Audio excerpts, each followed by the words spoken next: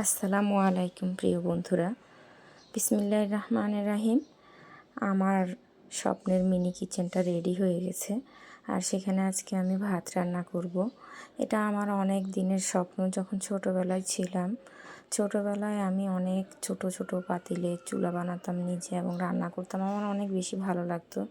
যখন আস্তে আস্তে বড় হয়ে গেলাম আর পড়ালেখা আর অন্যান্য কাজে, সংসারের কাজে ব্যস্ত হয়ে গেলাম, তখন আর আমার এই কাজটা করা হতো না। কিন্তু আমি মনে মনে সবসময় ভাবতাম আমার ছোট্ট মিনি কিচেন থাকতো আর আমি ছোটোবেলায় ফিরে যেতাম আর আমি রান্না করতে পারতাম। তো আমি সত্যি একটা ছোট্ট মিনি কিচেন বানিয়ে ফেললাম। আর এই দেখেন, ভাতটা বসানোর পর ভাতটা কি সুন্দর করে বলক উঠতেছে। আর আমি রান্না করতেছি আজকে মোম দিয়ে, কারণ আমি লাকড়ি কোথাও খুঁজে পাচ্ছিলাম না। যেহেতু আমরা ভাড়া বাসায় থাকি, তাই লাকড়ি খুঁজে পাচ্ছিলাম না। তো ভাতটা রান্নার পরে আমি, যেহেতু রমজান মাস, আর এই মিনি কিচেনের এটাই আমার লং ভিডিও এবং প্রথম ভিডিও, তো আমি কিছু বেগুনি বানিয়ে নিব। আর এই যে দেখেন, বেগুনিগুলা এত সুন্দর হয়ে ভাজা হইতেছে। আর মিনি কিচেনের আমার তেমন ভালো কোনো জিনিসও নাই। আমি একদম যেগুলো আমি টুকটাক করে আগে থেকে কিনে রাখছিলাম এগুলাই, কারণ আমার ভাই এত টাকা পয়সা নাই আর এখানে খুঁজেও পাওয়া যায় না কোনো কিছু ঠিক মতো যে একটা একটা করে কিনে রাখবো। আর বেগুনিগুলো দেখেন কত হয়ে ফুলেছে। এটা ইফতারির জন্য বানাইছি। তো যাই হোক, আপনাদের যদি আমার ভিডিওটা ভালো লেগে থাকে, লাইক কমেন্ট শেয়ার করে দিবেন। আর অবশ্যই আপনারা আমার ভিডিও দেখে যদি ভালো লাগে সাবস্ক্রাইব করবেন, আমার পাশে থাকবেন। আমি অনেক শখ করে এই চ্যানেলটা খুলছি, কারণ আমার সংসারের অবস্থা অত বেশি ভালো না। যদি এখান থেকে সবাই আমাকে সাপোর্ট করে, তবে হয়তো কিছু একটা হবে।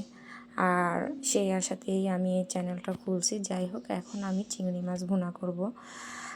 আর মিনি কিচেনের এই প্রথমই আমার চিংড়ি মাছ ভুনা, যেহেতু প্রথম ভিডিও এটাই। তো চিংড়ি মাছ ভুনা করার জন্য আমি মশলা দিয়ে দিচ্ছি চুলার মধ্যে। আর এর চাইতে আর ছোটো পাতিল নাই তরকারি রান্না করার জন্য, তাই এটি একটু বড়ই হয়েছে। তো যাই হোক, রসুন বাটা, টমেটো, পেঁয়াজ, মরিচ, হলুদ সব কিছু এখানে, জিরা, লবণ দিয়ে দেওয়া হয়েছে। আর এখন এটা একটু নেড়ে চেড়ে নিব। আর এই যে চিংড়ি মাছগুলো আর ভাতগুলো আমি বেড়ে নিচ্ছি। আর ভাতের যে ফ্যান গালবো সেটাও আমার কাছে নাই, আছে প্লাস্টিকের, কিন্তু ওটা গলে যাবে গরম ইয়েতে, তাই আমি নিজে হাতে অন্য একটা ইয়ের মধ্যে ফ্যানটা গালছি। আর বসা ভাত রান্নার আমি মাপ জানি না, এই জন্য বসা ভাত রান্না করিনি। আর এই ফাঁকে ইফতারের টাইম হয়ে গেছে, এই জন্য আমি ফাঁকে পেঁয়াজি ওটাও ভাজছি, কিন্তু পেঁয়াজি ভাজার ভিডিওটা আমি খুঁজে পাচ্ছিলাম না। যাই হোক, ইফতারও করে নিচ্ছি। আর এখন মশলাটা কষানো হয়ে গেছে, আর এখন এই মাছগুলো দিয়ে দিলাম। এখন মাছগুলোকে নেড়ে চেড়ে কষায় নিব ভালো করে। কি সুন্দর হয়ে রান্না হইতেছে, আমি ভাবতেও পারি না এত সুন্দর করে রান্না করব। আর আমি যে রুমটাতে রান্না করতেছিলাম, এই রুমটার অবস্থা এত বেশি খারাপ হয়ে গেছে ধোঁয়াতে, কারণ এই মোমের ইয়েতে অনেক বেশি ধোঁয়া হয় আগুনে। যাক, আমার মাছটা রান্না হয়ে গেছে আর আগুনও নিভে গেছে, লাস্টের সিনটা দেখাইতে পারি নাই। আর এখন আমি এটা বেড়ে নিব একটা বাটিতে। তো আজকের ভিডিওটি ভালো লাগলে অবশ্যই আমার পাশে থাকবেন, ইনশাল্লাহ।